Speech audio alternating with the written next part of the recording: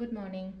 Ngasi se akhoi yumjagaisha numit ko. Yumjagaisha numit ki akhoi card ki message yengase ko. Yumjagaisha an hagadi yumjagaisha ki akhoi color gumba kai gumba se akhoi na asangba machu gumba kai gumba set pi bayare aduga amana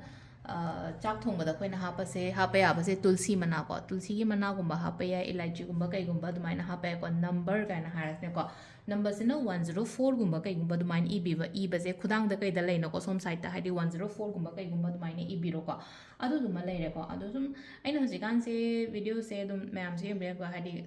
thuna di sem tre ko minute ani ahum ki videos aina minute manga mu kai muk chinge. Kai gino hai matam da sum tips macha amamam hai tare ko. Nongmagi tips among ga dumai taro ga aina chahi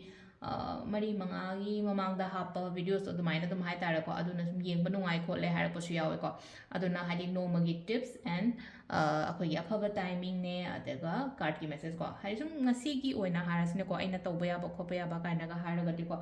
akhoi ha no ko hadi negative oi ba hai tare ko mind se yam negative oye life se yam negativity ko hadi akhoi mind negative oiba life negative oiraga di kamai tawge hai kanta hai sidana ko thabak ta harsne ko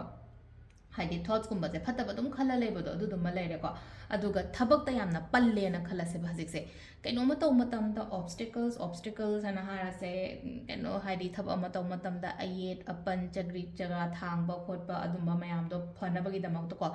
nungti gi taw bira shu yai ko ngasi da gi taw bira shu yai heyeng da gi taw bira sai thang je shung shu dan taw bira ko thang je ga leba ko ko di shung shu dan taw bira ko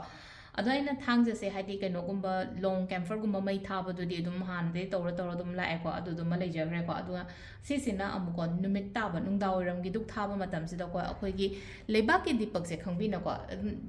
कनो दगा दर्जन दगा लुपा कुन कुंथ्रा गुंबा दुमाइना का पिरम गदर मणिपुर ददे कुंथ्रा निफु गुंबा पिरम दो माले हादि पालम ददि मपान दा हारगदि हादि north दगै दगदि हादि गसागी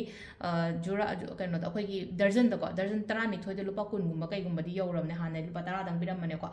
ꯑꯗꯨꯒꯤ ꯀꯝꯕꯤꯗꯣ ꯈꯪꯉꯤꯅ ꯗꯤꯋꯥꯂꯤꯒꯤꯗ ꯊꯥꯟꯕꯤꯕ ꯀꯝꯕꯤ ꯂꯩꯕꯥꯛꯀꯤ ꯀꯝꯕꯤꯁꯤꯗꯀꯣ ꯑꯩꯈꯣꯏꯒꯤ ꯑꯆꯥꯊꯥꯎꯁꯦ ꯍꯥꯞꯄꯦꯅꯀꯣ ꯃꯁꯇꯔꯗ ꯑꯣꯏꯜꯁꯦꯀꯣ ꯑꯆꯥꯊꯥꯎꯀꯣ ꯑꯆꯥꯊꯥꯎꯒꯤ ꯃꯩ ꯊꯥꯟꯗꯣꯏꯅꯦꯕ ꯁꯤꯗ ꯑꯩꯈꯣꯏꯅ ꯍꯥꯞꯇꯣꯏꯁꯦ ꯀꯩ ꯀꯩꯅꯣ ꯍꯥꯏꯕꯗꯅ ꯑꯩꯈꯣꯏꯒꯤ ꯀꯩꯅꯣꯁꯦ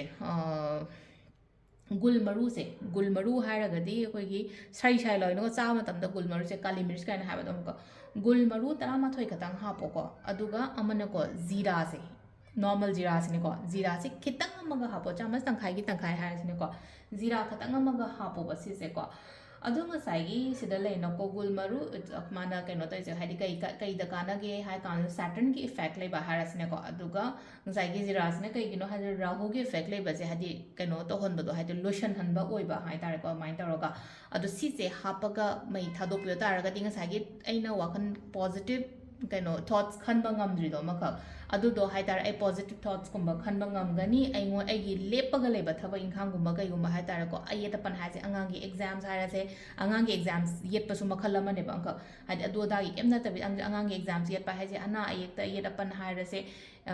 थबक त कइदा अयेत अपन हाइरासने इचागी ओइरो हस्बैंड की ओइरो अमागी ओइरो को सिलाइसे को हाइदि थबक से कनो तौरगसु दुम येले पल्ले खोले न हाइरगदि को अदुंबा मयाम दो हाइतार को इमुंग मनुंगे न पुलप हाइतार अइ थंदगी जो खलनो इमुंग दुदा लेरि मयाम दो हाइतार अइना सिम तौ मतमदा अखोइ इमुंग दुदा लेरिबा मी मयाम दोगी प्रॉब्लम्स मयाम दो हाइतार को लोइनमक फनबगी दमकता सिगी कनो जेन हाजे गुलमरु ने जीरा ने अदुगा मस्टर्ड ऑयल की मई से को थानबियो कनो मखारोम थंबा साइड को युमगी मखा थंबा साइड को नुमित चंग्रकान दोइन तौबियो को नुंगदांगदा हाइदि काने दुक थाबा कोइ ममद्रिङै थानबसु यावैन को सिसिना कमाइ तौगदगे हाइ कानसिदा कोइना ममद्रिङै दा कइदा दुमाइ तौरा थाबिबा को अदुदुमा लेरे को अदो अहमद कोइगी कार्ड मेसेज येंगसे अदुगा टाइमिंग अफबसु हाइफेट हाइजरागे मसी गिना टाइमिंग अफबा कइ कइ लेगे हाइबदो को अदो नुंती ये कोइना खनबा अदुमाइना को हाइदि कार्ड से अहम खतनो थोकजरगे को card number 1 card number 2 then card number 3 ko ahanba anishuba ahumsuba ko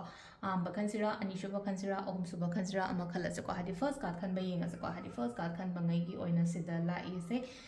अइंगोंदा अइना होजिक नुंगाइतबा खोतबा सुम लेरिबा खोलिबा मैम से को अदुदे थोपिरो वखनजि थोपिरो थोकसु थोलपसु ओइरि को अदुगा अइ थोलपा ngamde हाना अइंग साइज अइना जि टिप्स मचा पिगिदो अदुदो प्रैक्टिस तोबियोबा हादि नेगेटिव थॉट्स कुंबा कईगुंबा यामना लेइबा चेनबा दुमाइना ओइबदो ngasi gi numit se aduduna हादि अदुदगी थोपिरो यामना का हाइना हाइतारे को ꯑꯐꯕ ꯊꯣꯠꯅ ꯔꯤꯄ꯭ꯂꯦꯁ ꯇꯧꯕꯤꯕ ꯍꯥꯏꯇꯥꯔꯦ ꯑꯩꯉꯣꯟꯗ ꯐꯠꯇꯕ ꯋꯥꯈꯜ ꯈꯜꯂꯤꯁꯦ ꯑꯐꯕ ꯋꯥꯈꯜꯅ ꯁꯤꯟꯗꯣꯛꯄꯤꯕꯀꯣ ꯁꯤ ꯂꯩꯔꯦꯀꯣ ꯑꯍꯥꯟꯕꯗ ꯅꯝꯕꯔ 1 ꯈꯟꯕꯉꯦꯀꯣ ꯅꯝꯕꯔ 2 ꯀꯣ ꯅꯝꯕꯔ 2 ꯁꯤ ꯂꯩꯔꯦꯀꯣ ꯄꯩꯁꯥ ꯅꯨꯡꯁꯥ ꯀꯔꯤ ꯀꯔꯥ ꯍꯥꯏꯇꯥꯔꯦꯀꯣ ꯂꯥꯛꯏꯀꯣ ꯑꯗꯨꯝ ꯉꯁꯤꯁꯦ ꯂꯥꯛꯄ ꯅꯨꯃꯤꯠꯁꯨ ꯑꯣꯏꯒꯅꯤ ꯑꯗꯨꯅ ꯍꯥꯏꯗꯤ ꯇꯨꯡꯖꯜꯂꯣ ꯐꯥꯖꯜꯂꯣ ꯂꯣꯏꯊꯣꯛꯀꯅꯣ ꯄꯩꯁꯥ ꯂꯥꯛꯑꯦꯅ ꯖꯣꯝ ꯖꯣꯝ ꯖꯣꯝ ꯇꯧꯒꯅꯣꯕ ꯍꯥꯏꯗꯤ ꯐꯥꯖꯜꯂꯣꯕ ꯁꯤꯒꯤ ꯄꯣꯠꯁꯦꯀꯣ ꯁꯤꯃ ꯂꯩꯔꯦꯀꯣ ꯑꯅꯤꯁꯨꯕ ꯈꯟꯕꯉꯩꯒꯤ ꯑꯣꯏꯅ ꯑꯍꯨꯝꯁꯨꯕ ꯈꯟꯕ ꯌꯦꯡꯉꯁꯦꯀꯣ ꯑꯍꯨꯝꯁꯨꯕ ꯈꯟꯕꯁꯦ ꯍꯥꯏꯗꯤ ꯀꯥꯟꯅꯃꯤꯟꯅꯒꯅꯤꯀꯣ ꯊꯕꯛ ꯇꯧꯕ ꯃꯇꯝꯗ ꯍꯥꯏꯗꯤ ꯄꯥꯔꯠꯅꯔꯁꯤꯞꯇꯒ ꯍꯥꯏꯔꯁꯦ ꯃꯤꯒ ꯄꯨꯜꯂꯒ ꯊꯕꯛ ꯇꯧꯕꯗꯒ ꯍꯥꯏꯔꯁꯦ ꯀꯥꯟꯅꯃꯤꯟꯅꯒꯅꯤ ꯑꯗꯨꯃꯥꯏꯅ ꯊꯕꯛ ꯇꯧꯕꯗ ꯀꯥꯟꯅꯃꯤꯟꯅꯕ ꯈꯛꯇꯪꯁꯨ ꯅꯠꯇꯅ ꯔꯤꯂꯦꯁꯟꯁꯤꯞꯇꯁꯨ ꯀꯩꯗꯁꯨ ꯂꯩ ꯏꯃꯨꯡ ꯃꯅꯨꯡ ꯁꯥꯟꯇꯤꯗ ꯅꯨꯡꯉꯥꯏꯅ ꯂꯩꯕ ꯈꯣꯠꯄ ꯑꯗꯨꯃꯥꯏꯅ ꯇꯧꯔꯒ ꯑꯗꯨ ꯂꯩꯔꯦꯀꯣ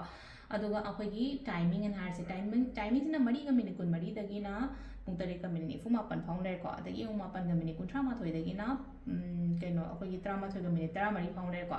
ꯑꯗꯒꯤ ꯑꯃꯨꯛ 2ꯒ ꯃꯤꯅꯤꯠ 39ꯗꯒꯤꯅ ꯄꯨꯡ 6ꯒ ꯃꯤꯅꯤꯠ 3 ꯐꯥꯎ ꯂꯩꯔꯦ ꯑꯗꯨꯒ ꯅꯨꯡꯗꯥꯡꯒꯤꯅ 8ꯒ ꯃꯤꯅꯤꯠ 18ꯗꯒꯤ나 ꯑꯩꯈꯣꯏꯒꯤ 11ꯒ ꯃꯤꯅꯤꯠ 13 ꯐꯥꯎ ꯂꯩꯔꯦꯀꯣ ꯑꯗꯨꯒ ꯑꯊꯦꯡꯕ ꯍꯤꯡꯒꯤꯅ ꯄꯨꯡ 1ꯒ ꯃꯤꯅꯤꯠ 98ꯗꯩꯅ 3ꯒ ꯃꯤꯅꯤꯠ 8 ꯐꯥꯎ ꯂꯩꯔꯦꯀꯣ ꯁꯤꯁꯤꯅ ꯑꯩꯈꯣꯏꯒꯤ ꯉꯁꯤꯒꯤ ꯑꯣꯏꯅ ꯑꯐꯕ ꯇꯥꯏꯃꯤꯡ ꯀꯣ ꯑꯗꯨ ꯁꯤꯗ ꯂꯩꯔꯦ ꯑꯩꯈꯣꯏꯒꯤ ꯗꯦꯂꯤ ꯀꯥꯔꯠ ꯃꯦꯁꯦꯖ ꯑꯗꯨꯒ ꯅꯣꯡꯃꯒꯤ ꯇꯤꯞꯁ ꯀꯣ ꯅꯣꯡꯃꯒꯤ ꯇꯤꯞꯁ ꯌꯥꯎꯕꯅꯤꯅ ꯃꯌꯥꯝ ꯚꯤꯗꯤꯑꯣꯁꯨ ꯑꯗꯨꯝ ꯈꯤꯇꯪ ꯁꯦꯌꯔ ꯇꯧꯕꯤꯔꯣ ꯑꯩꯒꯤ ꯃꯤꯗꯀꯣ ꯊꯦꯡꯛ ꯌꯨ